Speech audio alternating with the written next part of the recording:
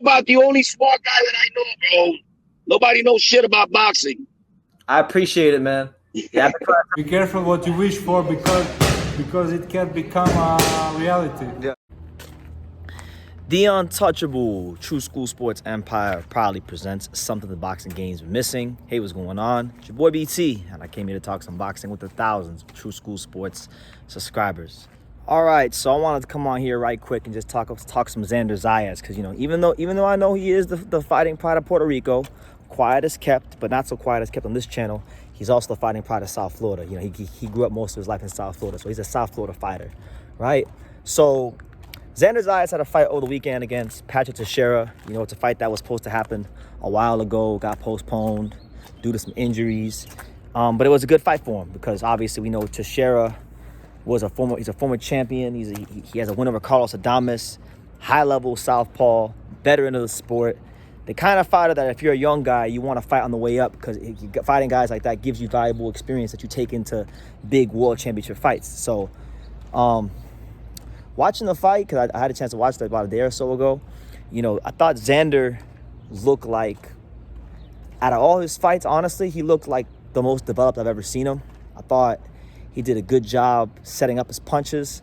I thought Xander Zayas, albeit, 21, 22, he's fighting way above his years as far as maturity is concerned.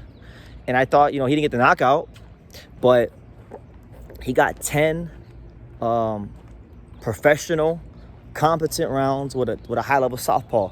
And you can't put a price on those things. Those things always pay dividends in the end, right? So good for him. He gets the win against a former world champion. It wasn't a competitive fight. He beat him easily, right? So good for him. Now, the question for Xander, as it is all the time whenever he fights, and it's been like this for like his last 3 or 4 fights, because, we've all had the luxury of seeing Xander Zayas develop in front of our eyes. He's been a notable figure in the sport since he was 16 and he signed a top rank. In fact, I interviewed Xander when he was 16 and signed a top rank right outside of Davy Powell. And so for me, I feel like he's like, it feels like he's been around forever, but he's really not even 25 yet. He's not even 24. He's still got time and maturation on his side. So God bless him for that. But at the same time, while he is young, he's got a lot of fights under his belt. He's still highly ranked in some of the governing organizations and sanctioning bodies. So at some point, especially when you're fighting guys like Patrick Teixeira, who have been champion, who have been at a certain level, he's going to have to step up. And so he was talking about that post-fight. There were some names that he threw out there, names such as Erickson Lubin, right? Erickson Lubin, he's from Florida, more up north in Orlando, but I'm sure they know each other or know people who know them. The boxing community is small, especially in Florida. So that could be a fight, and that'd be a great fight because Lubin, he's never been champion, but he's always been right there. So, that's a good measuring stick for Xander. Lubin is dangerous. Lubin has punching power in both hands. Lubin on his best night can give guys hell. So that's a good fight.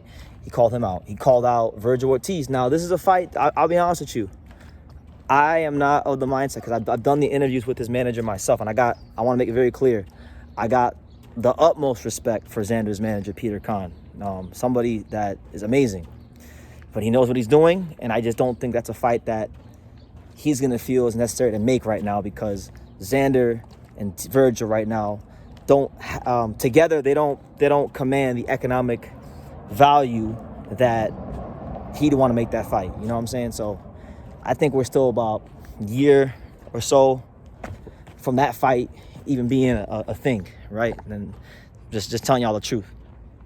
I'm not trying to rain down on anybody's parade that wants to see that fight. I'm just giving y'all the real, not from things that I think, but things that I know, because I talked to Xander's manager myself. So, we're a little closer to that now because he beat Teixeira, but it's still some ways off, right?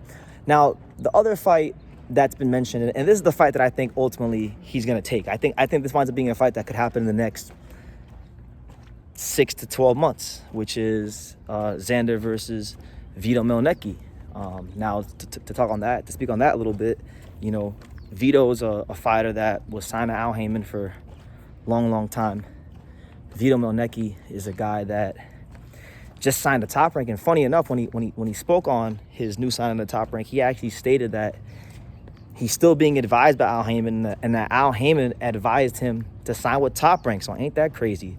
Very interesting times we're living in, where we get guys that were, PBC lifers, now working still with Al Haymon, but in conjunction with Top Rank.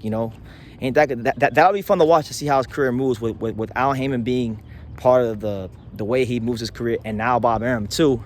We'll see if that brings any conflict, if that brings about any conflict, because you guys know Bob Arum and Al Haymon, they've had some conflicts over the years. But Vito Mielnicki's a fighter that he lost a couple years ago to James Martin, has gone like a 6 or 7 fight win streak. He's beaten guys like Jimmy Williams and Alexis Salazar, good veteran fighters of the sport. Not world level guys, not world beaters, but good fighters that you want to fight on the way up, And these guys, they have some common opponents, Xander and Vito. And I just think this fight does good business. I think, Vito's Italian, a lot of those in New York, we know that. And Xander's Puerto Rican. He already has a good fan base in New York. So you put those two things together, I think, maybe around this time next year, or even a little earlier, we could be talking about Xander versus Vito Mielnicki, which I think is a good fight. I think Xander is developing into a dynamic boxer, puncher who knows how to set up his shots up. Vito Mielnicki, I think, still needs some more development, but overall, it's a good fight. And I want to give credit to my boy, a channel that I like a lot, a guy that I really respect here on YouTube a lot, because he was the first person I ever heard talk about this when I was watching this channel one time. And this is before Vito was still. This is actually when Vito was still a PBC fighter. He was talking about this matchup, and that's my guy, Miracle Boy Boxing. Make sure you guys go subscribe to his channel. He's up and coming. He spoke about this first, and he's right, because now the dominoes are falling to where I honestly can't see unless Peter Khan wants Xander to fight for the world title, which right now I still think there's going to be a little bit of time before we get to that point for him. I think that's a fight they're going to do, because it's a winnable fight for Xander. It's a fight that would generate, I think, good money, because maybe it wouldn't be a fight that they could put at the arena of Madison Square Garden, but that's certainly a fight I think could sell out the theater at Madison Square Garden. No doubt about it, because Vito's from New Jersey. He's Italian, so it's a short drive down to the Garden, and Xander is a Puerto Rican, so why won't it happen? And then look, I think Vito has done a great job in rebuilding himself.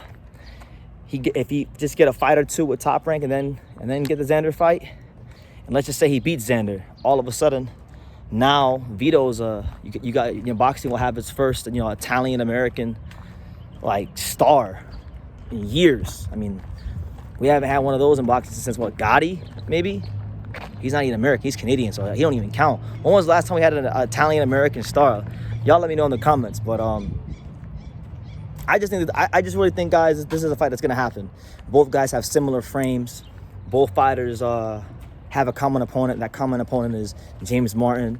Xander beat, and I'm going off memory, Xander beat James Martin, shut him out in a 6-round decision. Vito, I believe, lost like a majority or split to James Martin.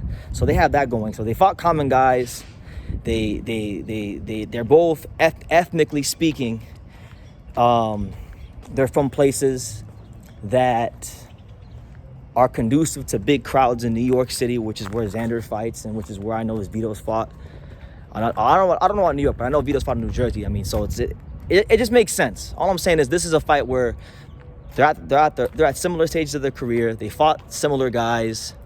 The dollars will make sense, so I just don't see why it's not going to happen. But y'all let me know what you think. What do you guys think about a potential Xander Zayas versus Vito Mielnicki fight? I can't believe I went on for 9 minutes talking about Xander Zayas versus Vito Mielnicki. So that's how you guys know that this is a real boxing channel. But leave your comments down below. Make sure you guys take the time to subscribe. And like I say in every single one of these videos, you can love me or you can hate me, but I'm just a kid from Daniel. So until next time, take your rest. Thank you for watching another video on the untouchable True School Sports Empire. I'm at the Boxing Hall of Fame out here in Canterfield, New York. And for more great boxing content just like this video, make sure you click and subscribe right over here.